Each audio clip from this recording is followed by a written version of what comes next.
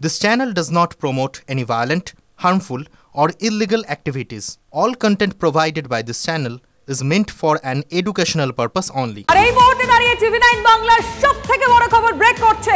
ট্যাংরায় নজর রাখছি কারণ এই মুহূর্তে আমরা জানতে পাচ্ছি আত্মহত্যা নয়, ট্যাংরায় দে পরিবারের ৩ জনকে খুন করা হয়েছে। এই মুহূর্তে দাঁড়িয়ে সবথেকে বড় খবর ৩ জন অর্থাৎ দে পরিবারের যে ৩ মহিলার দেহ পাওয়া গিয়েছে, ময়না তদন্তের প্রাথমিক রিপোর্টে জানা যাচ্ছে তাদেরকে খুন করা হয়েছে। সুজয় এই মুহূর্তে আমাদের সঙ্গে রয়েছেন, সরাসরি বড় খবরের আপডেট দেবেন। সুজয়,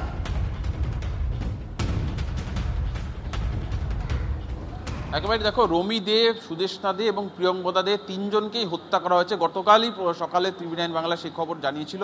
ময়না তদন্তের প্রাথমিক রিপোর্টে যেটা জানা যাচ্ছে যে সুদেষ্ণা এবং রমি এই দুজনকে হাতের শিরা কেটে এবং গলার নলি কেটে হত্যা করা হয়েছে এবং পোস্টমর্টমের যে ওপিনিয়ন, তার ওপিনিয়ন কিছু সময় আগেই পুলিশের হাতে এসছে। সেখানে দেখা যাচ্ছে প্রিয়ঙ্বদা, যেটা আমরা কিছু সময় আগেই বলছিলাম যে মুখ থেকে গ্যাজা বেরোতে দেখা গিয়েছিল, তাকে বিষক্রিয়ার মাধ্যমে, খাদ্যে বিষক্রিয়ার মাধ্যমে তাকে হত্যা করেছে।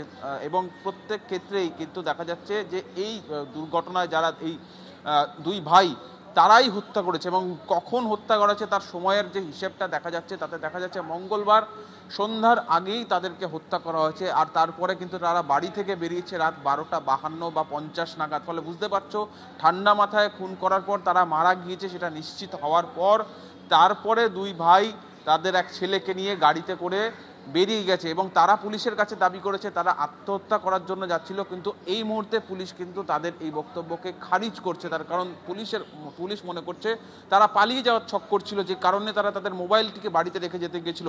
তারা প্রথম হাসপাতালে শুয়ে তাদের এক ভাই যে বয়ান দিয়েছিল পুলিশকে যে এই বাড়ির প্রত্যেকেই তারা আত্মহত্যা করেছে, তাদের যেহেতু তাদের ব্যবসা ভালো চলছিল না, দেনায় ডুবে গিয়েছিল, সেই কারণে তারা আত্মহত্যা চেষ্টা করেছে। কিন্তু তা নয়। আমরা দর্শক বন্ধুদের সামনে তুলে ধরেছি ময়না তদন্তের রিপোর্টে টাইম সম্পর্কে কিছু জানা যাচ্ছে।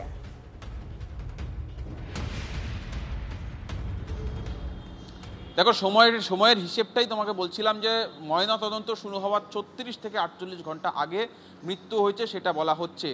এবং যে ইনজুরি রয়েছে অ্যান্টিমর্টেমিন নেচার, এই অ্যান্টিমর্টেমিন নেচার সেটাকে যদি বোঝানো হয় তাহলে হচ্ছে ওই আঘাত বা ক্ষতচিহ্নের জেরেই মৃত্যু হয়েছে সেটা বলা হয়েছে। অর্থাৎ গলায় যে ক্ষতচিহ্ন রয়েছে বাঁ দিক থেকে ডান দিকে, অর্থাৎ যিনি খুন করেছেন তিনি ডানহাতি মানুষ, তিনি বাঁ দিক থেকে ডান দিকে ছুরি চালিয়েছেন এবং সেখান থেকে প্রবল রক্তক্ষরণ এবং তার জেরে মৃত্যু সেটা বলছে। এবং 36 থেকে 48 ঘন্টা যদি হিসেব ধরা হয় তাহলে হিসেবটা দাঁড়াচ্ছে মঙ্গলবার দুপুর থেকে সন্ধে বা বিকেলের মধ্যে। এই সময়টা একদম সুনির্দিষ্ট সময় বলা সম্ভব নয়, কিন্তু এই সময়ের মধ্যে নিজের হাতেই নিজের স্ত্রী এবং সন্তানদের কোন কতটা নৃশংসতা ভেবে দেখো। এবং নিজের সন্তানকে খাবারে বিষ প্রয়োগ করা হচ্ছে, সেটা পাকস্থলীতে পাওয়া গিয়েছে, সেই বিষ দেওয়া খাবারের পাওয়া গিয়েছে। এবং ইতিমধ্যেই পুলিশের তরফ থেকে কিন্তু ভিসেরা স্যাম্পল নেওয়া হয়েছে। ময়নাতদন্তকারী চিকিৎসকরা ভিসেরা স্যাম্পল নিয়েছেন, ভিসেরাও পরীক্ষা করা হবে যে কোনোভাবে কি গলা কেটে বা হাত কেটে খুনের আগে তাদেরকে বিষক্রিয়া বা কোনো ঘুমের ওষুধ খাওয়ানো হয়েছিল কিনা, যেটা সেদিকে আমাদেরও নজর থাকবে। সুজয়, এই মুহূর্তের বড় আপডেট, আত্মহত্যা নয়, ট্যাংরায় দে পরিবারের 3 জনকেই খুন করা হয়েছে।